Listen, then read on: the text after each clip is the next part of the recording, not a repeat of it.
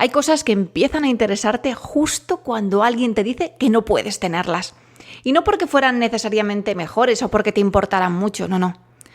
Es porque de pronto te cierran una puerta y eso de que te impidan llevarte algo contigo tiene un poder enorme.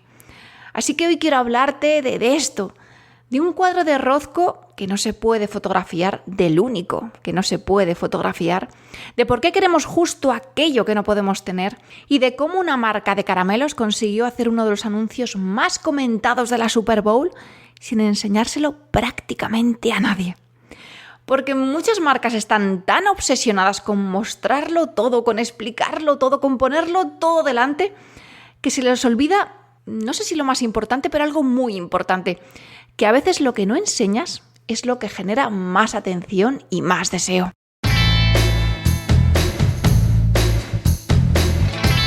Y es que estás escuchando Palabras de Nariz Grande, al habla Cris o Chloe Meller, lo que prefieras, copywriter y storyteller narigona, o cuentista o creativa publicitaria o llámalo como quieras. Eso sí, para marcas de nariz grande, con mucha personalidad. Tanta como la de Adrian Brody o Barbara Streisand, sí, y con coraje, de las que se atreven a comunicar su verdad con sello propio y a transformar su nombre en todo un movimiento. Mi especialidad, reconstruir la comunicación de marcas desde dentro y verlas en acción a través de su email marketing. ¿Comenzamos? ¡Comenzamos!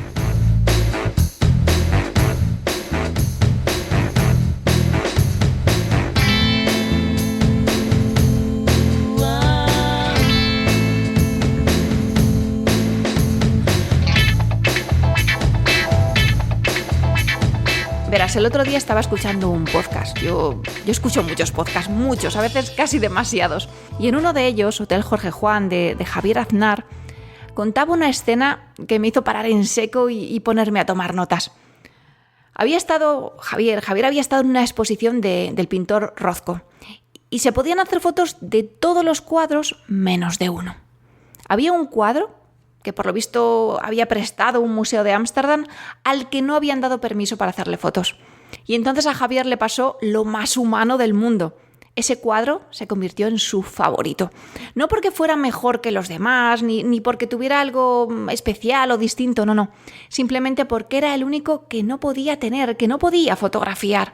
Los demás se los podía llevar en el móvil, los podía enseñar después, subirlos, archivarlos, olvidarlos tranquilamente entre estas 4.000 fotos que guardamos en el móvil, pero ese no.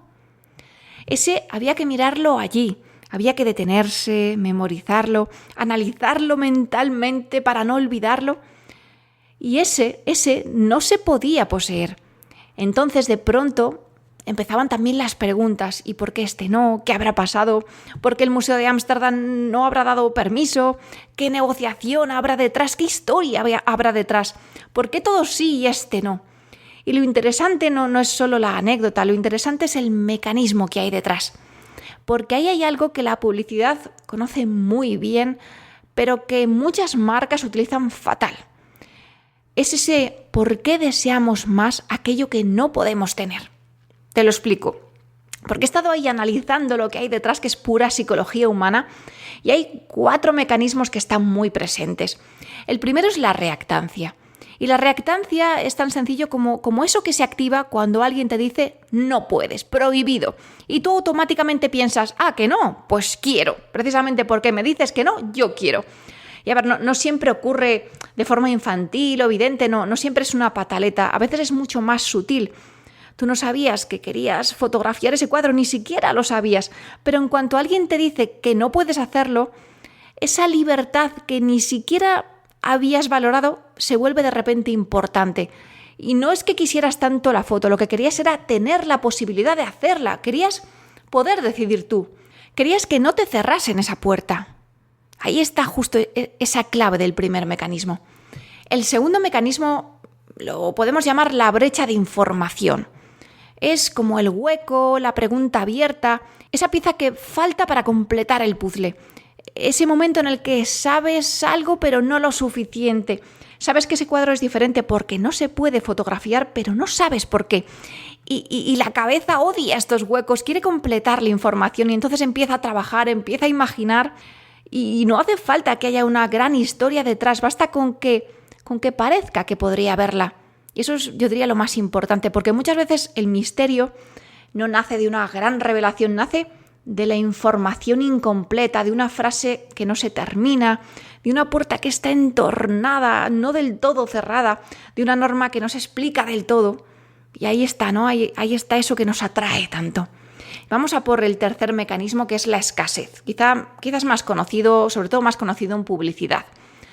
Que podríamos decir que es también como esa posibilidad de perder algo. Porque ese cuadro no era escaso en el sentido comercial, ¿no? Tan habitual de quedan 3 unidades, no. Era escaso en la experiencia, ¿no? Era escaso en el solo puedo verlo aquí, solo en este momento. No puedo llevarme una foto de él, no puedo recuperarlo después en un carrete, en el móvil. No puedo enseñárselo a alguien cuando salga. Y entonces aparece esa sensación tan poderosa de esto se me va, se me escapa de las manos. Y cuando pasa esto, empezamos a mirarlo con más intensidad, con más deseo. No porque haya cambiado, sino porque cambia nuestra relación con ello, esa escasez que decíamos. Y luego está la cuarta, que es, yo a esto lo llamaría el aura.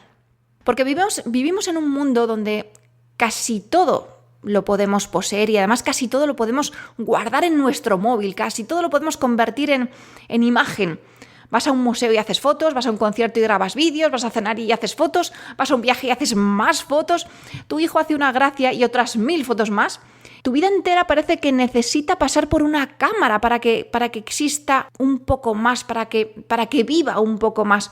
Y entonces de pronto algo no se deja hacer una foto, algo se queda fuera del móvil y te obliga a estar presente, a estar delante, a prestar atención, a estar ahí, a mirarlo, a recordarlo como puedas, a memorizarlo. No te lo puedes llevar y eso le devuelve como mucha presencia. No sé si es valor artístico, no tiene por qué ser un valor artístico, pero sí presencia, tampoco belleza. Es eso, es esa presencia. Entonces ese cuadro deja de ser una imagen más en tu móvil, porque no puede serlo, y se transforma en una experiencia. ¿Te das cuenta, no? Cómo detrás de esa simple cosa de no me han dejado hacer una foto de este cuadro, qué poderoso, ¿no? Todo lo que hay detrás, todos los mecanismos psicológicos que se nos activan, ¿no? Como seres humanos. Y ahora vamos a lo que ocurre con las marcas a raíz de esto, ¿no? El cómo trasladarlo a las marcas o cómo esto vive en las marcas. Porque muchas creen que comunicar bien es enseñarlo todo, mostrar todo el producto, explicar todos los beneficios, cada detalle, cada proceso, contarlo todo en stories, abrir a todos cada lanzamiento y resolver cada duda y ponerlo todo fácil, todo visible, todo disponible, todo al alcance de cualquiera. Y ojo, a ver, no estoy diciendo que haya que ocultar información porque sí, o que haya que jugar a la confusión, o poner barreras o límites absurdos, o por supuesto, no digo que haya que hacer la compra difícil, no, ni mucho menos. Lo que digo es que mostrar mucho no siempre significa construir deseo. A veces mostrar mucho solo significa vaciar de curiosidad, de atención, de tensión. Por esto que estoy comentando, ¿no? Porque si todo está siempre disponible, explicado, visto, accesible, la marca pierde misterio, pierde espera, ritual, pierde esa sensación de experiencia, pierde ese quiero estar dentro, quiero ver lo que hay ahí detrás de la cortina, de eso que no estoy viendo. Y ojo, porque este mecanismo, como decía, se puede usar muy mal. De hecho, se usa mal constantemente cuando una marca pone el típico últimas unidades y no son últimas unidades, o cuando activa una cuenta atrás que encima se reinicia cada 2 días, o cuando hay un acceso VIP que no tiene nada de VIP. Lo vemos constantemente, ¿no? O una preventa que no es preventa. Es decir, cuando se disfraza de misterio algo que en realidad no tiene nada de sustancia detrás, y eso no es construir deseo. Eso es escasez de mentiras, como escasez de cartón piedra, y se nota. Funciona la primera vez, sí, pero luego no. O sea, puede empujar una compra, puede generar un clic, ¿no? Como los clickbait, pero luego se nota y no construye marca. Y va en tu contra, además. Así que lo interesante no es usar el límite como truco, lo interesante es usar el límite cuando tiene sentido. Cuando protege algo real, algo especial, una experiencia, una colección pequeña o que tiene importancia por alguna razón poderosa detrás, cuando hay una forma de producir diferente, una comunidad, un proceso artesanal o por una vía diferente, ¿no? Una carta que solo reciben algunas personas, un acceso anticipado que es de verdad honesto y anticipado, una historia que necesita ser revelada por capas, un momento que no se puede repetir. Ahí lo que ocurre es que el límite no está manipulando, ahí el límite da forma, genera marca y genera muchísimo deseo. Y como siempre hago, ¿no? Vamos a ver si lo aterrizamos para que podamos verlo, ilustrarlo en el ejemplo de una marca. Y aquí es cuando entra Skittles con una campaña que me parece maravillosa para explicar esto. A ver, te pongo en contexto, ¿vale? Porque Skittles quizá no la conozcas, es una marca de caramelos de colores, muy asociada al arco iris y con un universo bastante surrealista. No es una marca que te cuente una historia corporativa impecable sobre su fundador, su propósito y su legado, no. De hecho, si entras en su web, verás que su historia es una especie de mitología absurda sobre el universo, el espacio, el arco iris, los dinosaurios, caramelos y ardillas. Es decir, la marca juega desde hace mucho tiempo en un territorio donde lo mágico y lo raro no es un accidente. Es parte de su sistema, de su universo de marca. Bueno, pues teniendo en cuenta este contexto, ¿no?, en el que nos movemos, en 2018 esta marca hizo algo muy brillante para la Super Bowl. Date cuenta, la Super Bowl, el escenario publicitario más grande del mundo, ese donde las marcas pagan cifras astronómicas para emitir anuncios de unos pocos segundos, es en el que todo el mundo compite por ser visto, comentado, mostrado, por ser viral y espectacular. Y aquí es donde Skittles hizo lo contrario. Preparó un anuncio para la Super Bowl, pero decidió enseñárselo solo a una persona. Un chico llamado Marcos Menéndez, que era el mayor fan adolescente de la marca y que se ganó el privilegio, ¿no?, de verlo. ¿Y el resto del mundo qué? Pues el resto del mundo no iba a ver el anuncio, solo podía ver la reacción de Marcos al ver el anuncio. Y ahí estaba la genialidad. Skittles convirtió esa ausencia en una campaña que funcionó genial. Y eso, no compitió enseñando más, compitió dejando a casi todo el mundo fuera. Así que el anuncio importante no era solo el anuncio, era la pregunta: ¿qué habrá visto ese chico que yo no puedo ver? Era el ¿qué habrá que...? Ese deseo, ¿no? De no puedo, me han prohibido verlo y entonces yo quiero ver lo que hay detrás, ¿no? Y es otra vez Rothko, otra vez el cuadro que no se puede fotografiar, otra vez la cabeza intentando rellenar el hueco, otra vez la puerta cerrada. Y además no era una puerta cerrada puesta por una marca solemne o aspiracional o de lujo, era Skittles, una marca de caramelos, una marca capaz de llevar al absurdo una estrategia, y por eso funcionaba. Porque no era una táctica pegada ahí, ¿no?, con pegote, con celo. No, era una estrategia que era coherente con su universo, ¿no? Esto siempre lo digo, es importante. No todas las marcas pueden hacer lo mismo, no vale todo para todas. No deberías preguntarte cómo puedo prohibir algo para que la gente lo quiera más, ¿no? La pregunta buena sería: ¿qué parte de mi marca tendría más valor si no la entrego entera desde el principio? O también, ¿dónde puedo crear un límite? Pero un límite que tenga sentido con mi producto, con mi comunidad, con mi forma de ver el mundo. Así que aterricémoslo aún más. Pensemos, por ejemplo, en una marca de moda. Pues una marca de moda podría hacer, por ejemplo, un lanzamiento que no aparezca en la web abierta a todo el mundo. Podría crear una colección, por ejemplo, que solo exista para su lista de correo. No como un descuento ni como una urgencia falsa, sino como una experiencia, como una forma de dar las gracias a todos aquellos que forman parte de su comunidad más íntima y que le han dado la confianza de darle su email. Y entonces esas personas que están suscritas reciben una carta, una historia, un acceso privado, un acceso que solo pueden ellos, que solo pueden ver ellos y solo ellos pueden comprar la colección. Y conocen por qué existe, qué la inspira, qué prendas hay, cuántas unidades reales se han producido y hasta cuándo ese acceso es solo para ellos, es solo suyo. Y la web pública, mientras tanto, no la enseña, solo deja una pista, un nombre, una imagen parcial, una frase, algo que diga, hay algo pasando, pero solo podrás verlo si estás dentro. Y eso, bien hecho, no manipula. No estás inventando una escasez. La escasez existe. La comunidad existe, obviamente.